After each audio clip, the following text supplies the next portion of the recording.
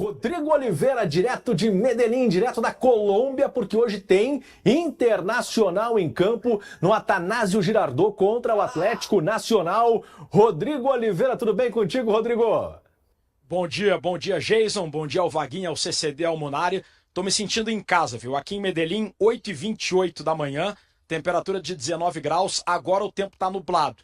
Mas é impressionante essa cidade, tem, assim como Porto Alegre no outono, no inverno, todas as estações do ano no mesmo dia. Em todos os dias tem chuva, sol, frio e calor. E a previsão é de mais chuva até a hora do jogo, 7h30 no horário local, 9h30 horário de Brasília, e o Inter já definiu a sua estratégia. O objetivo é ditar o ritmo do jogo, ser ofensivo, mas com alguma cautela. E nos bastidores há o seguinte entendimento: a meta é ganhar para virar líder do grupo. Mas se as circunstâncias conduzirem o jogo para um empate, o resultado não será considerado ruim, porque manterá o Inter em segundo e dependendo de si para conquistar a classificação. O ex-meia, na verdade, agora diretor esportivo, D'Alessandro, aliás, ele foi confundido por um colombiano ontem que viu o D'Alessandro no hotel e disse: D'Alessandro juega todavia. Não, na verdade ele é dirigente, concedeu entrevista coletiva e admitiu que a bola aérea defensiva vem sendo uma dificuldade. Vamos acompanhar o que disse o Dali.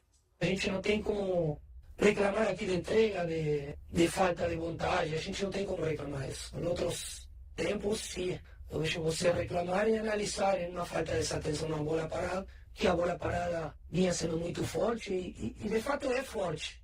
Só que a gente não tomou bola parada, senão bola aérea, que é diferente, bola em movimento. E que a gente vai ter que ajustar, Sempre tem ajuste para fazer. Sobre o que disse o D'Alessandro, dialoga muito com o que falam os jornalistas colombianos sobre o Inter.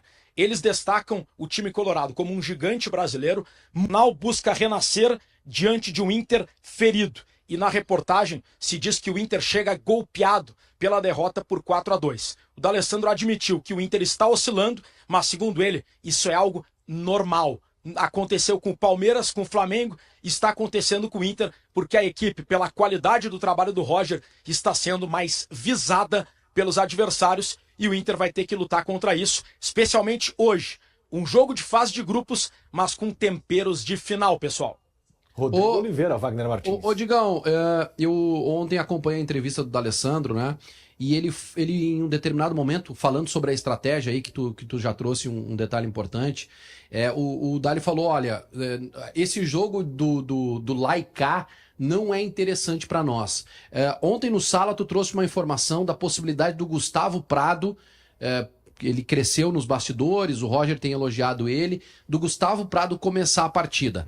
Mas dentro dessa ideia, Digão, eu acho que se é pro Inter ficar um pouco mais com a bola, ditar o ritmo do jogo, é mais interessante se apoiar numa ideia que deu certo no ano passado, com o Tabata aberto pelo lado direito, o Wesley na esquerda, Alan Patrick centralizado e Ener Valencia no ataque.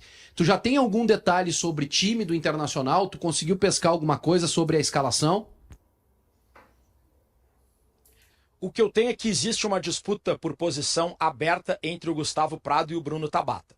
O Gustavo Prado, ele está agradando demais ao Roger pelo bom desempenho nos treinos. Por esse motivo, ele ultrapassou o Gabriel Carvalho na hierarquia. Gabriel Carvalho sequer veio a Medellín. E o Gustavo Prado, ele tem boas perspectivas de ganhar a titularidade em breve. Não sei se já será hoje. Para hoje, existe essa disputa. Concordo contigo. Em cima do que disse o D'Alessandro, de o Inter ditar o ritmo. Ele falou que não quer que o Inter fique no Laicá, ou seja, atacando, perdendo a bola, tomando contra-ataque. Atacando, perdendo a bola, tomando contra-ataque. Mas o que pesa a favor do Gustavo Prado é que a grande fraqueza do Atlético Nacional é o lado esquerdo defensivo. O Camilo Cândido, ele é o Bernabé deles. Ele apoia muito, mas deixa buraco no setor defensivo. E o Gustavo Prado poderia ser uma alternativa para explorar essa fraqueza do Nacional. É uma dúvida que está estabelecida. Eu tenho uma outra dúvida. Entre Bruno Henrique e Thiago Maia, existe essa possibilidade do Thiago Maia começar?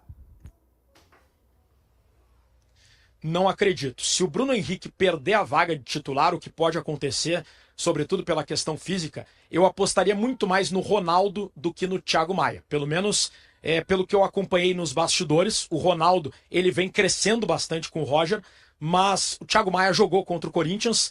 Eu não acredito que o Thiago Maia recupere a vaga agora. não é impossível, mas ainda aposto no Bruno Henrique, até porque o Bruno Henrique já foi preservado recentemente no Campeonato Brasileiro, então, em tese, essa preservação foi para deixar o Bruno Henrique inteiro para o jogo contra o Atlético Nacional. Eu não acho que o Roger teria preservado o Bruno Henrique para não utilizá-lo contra o Atlético Nacional.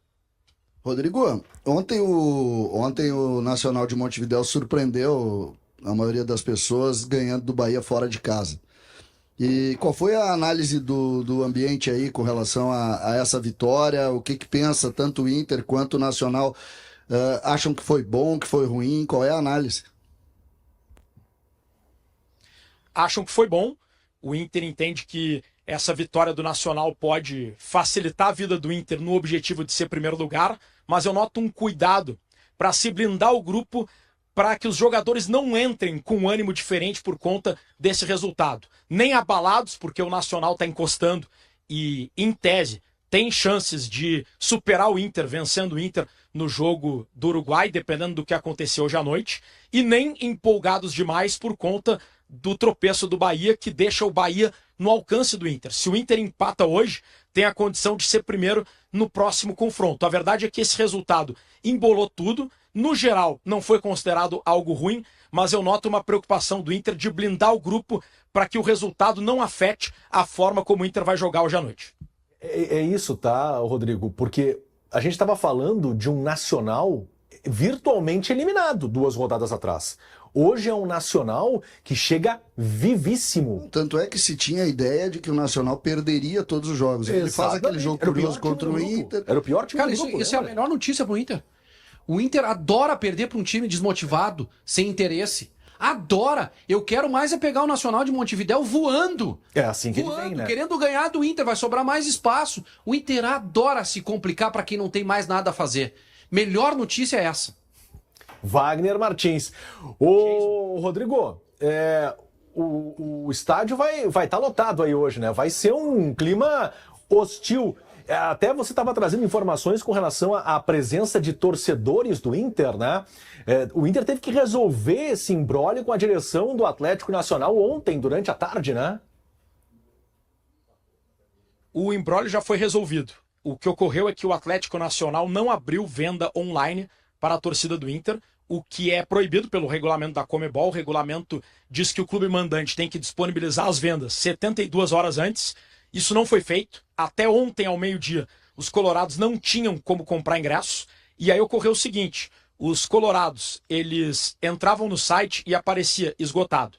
Eu falei com o assessor de imprensa do Atlético Nacional, que me disse que era uma preocupação com a segurança, porque a procura por ingressos do Atlético Nacional é tão grande que havia o medo que torcedores colombianos comprassem ingressos para o setor visitante e criasse uma situação de perigo. Então, por isso, o Nacional queria enviar ingressos físicos para o Inter mesmo vender para a torcida que está aqui.